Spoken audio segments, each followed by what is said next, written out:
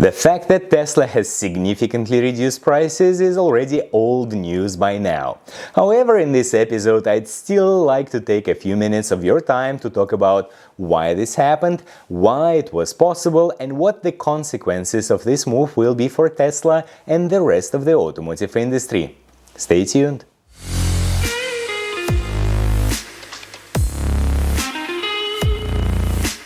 In my episode back in December, I was reviewing a newly purchased Model Y by my friend Ilya.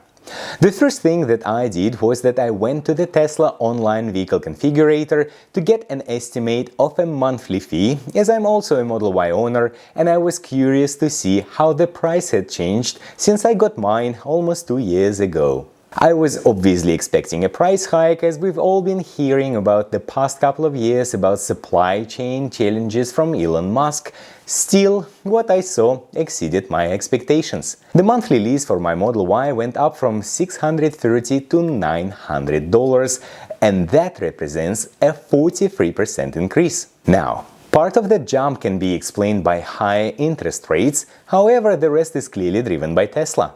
I quickly concluded for myself that Model Y wouldn't have been an option for me anymore at this price, and I'm guessing I wasn't alone in that thinking, as Tesla started offering a large discount at the end of December and essentially ruined the prices in January by making the Model Y up to 20% cheaper. Before I move forward, I'd like to thank you for watching my episodes. I was actually positively surprised to discover that more than 80% of Not Just EVs subscribers have watched my episode about Canoo already. But more importantly, I'm very impressed by the depth and thoughtfulness of the comments that you're guys posting.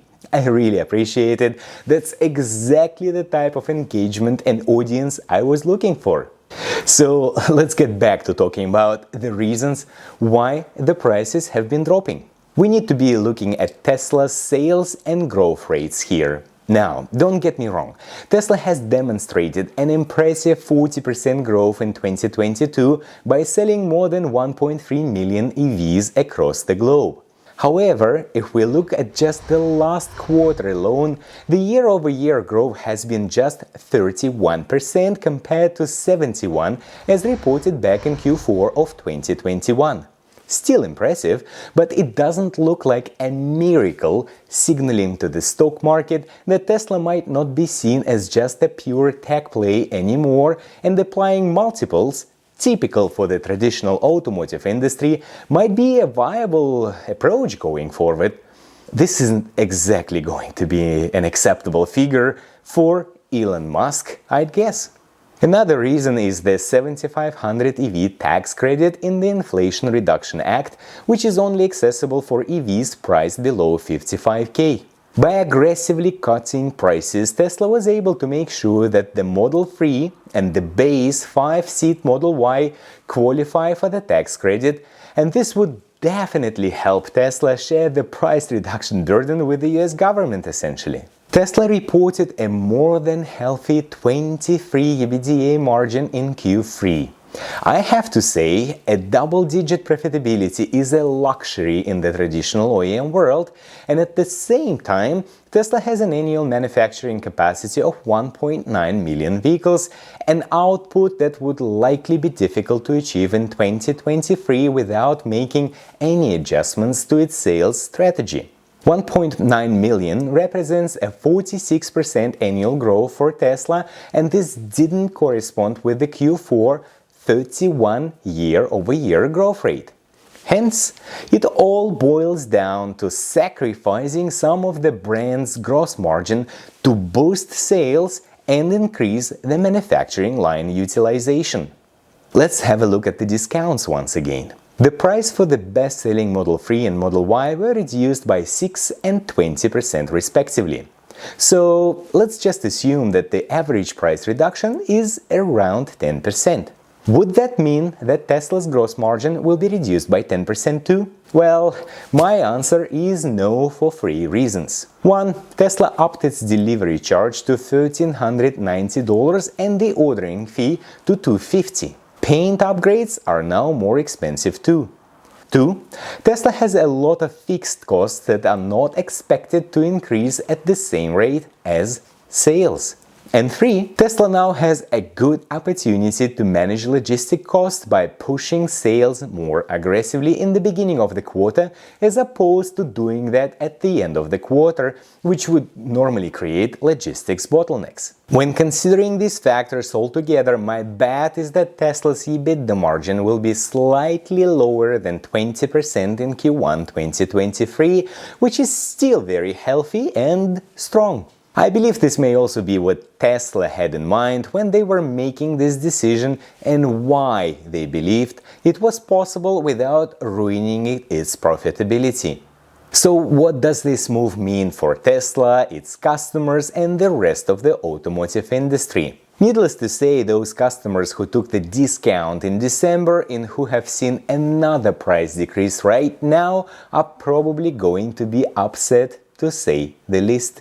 The used car market will also be significantly impacted by this. Elon Musk used to say that Teslas are appreciating assets. I'm guessing some corporate employees who decided to place massive orders with Tesla, believing that the price would be stable or even increase, may now lose their jobs.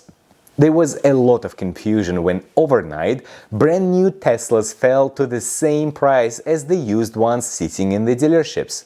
The market adjusted quickly, but a lot of resellers had to register losses because of this move, which in the future may make the used car market much more cautious when dealing with Elon's products. Other car makers will need to quickly adjust their pricing for electric vehicles to remain competitive. The bad news here is that Tesla is the only pure EV company in the United States that is profitable.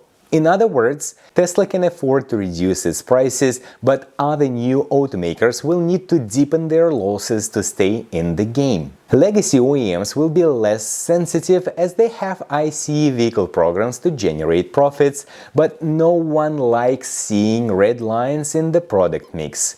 To keep corporate jobs, COOs may start deprioritizing EV programs directly and indirectly by reducing investments and marketing expenses, which could also lead to Tesla winning in both the mid and long term. Maybe this picture is a bit too dark, but the good news is that end customers will benefit from this price war. EVs should start to become much more affordable, and this should accelerate the overall transition to electric mobility. I personally think that Tesla has been cutting prices too aggressively. I understand the intent to qualify for tax credits, but how about the more expensive Model S and Model X? Was it necessary to drop those down by up to 15%?